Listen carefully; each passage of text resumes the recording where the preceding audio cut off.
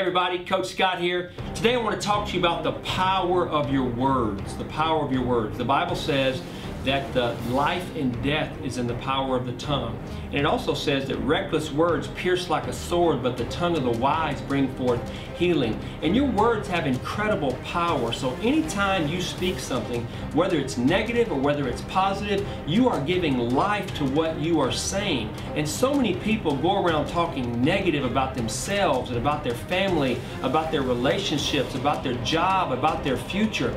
And you know what? The Bible says that you will eat the fruit of your words, and that means you're going to get exactly what you've been saying. So why not wake up every single morning and make a declaration of your life? Speak blessing over your day. Expand your view of yourself and who you really are. So here's the key.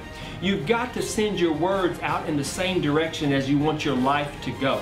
If you don't, your life is going to go exactly in the wrong direction. So make sure that your words are what God says about you. You are a child of the Most High King, so you need to start acting like it and you need to start talking like it. So speak blessing over yourself and others and watch the blessings come chase you down. God bless you guys. Take care. We'll see you soon.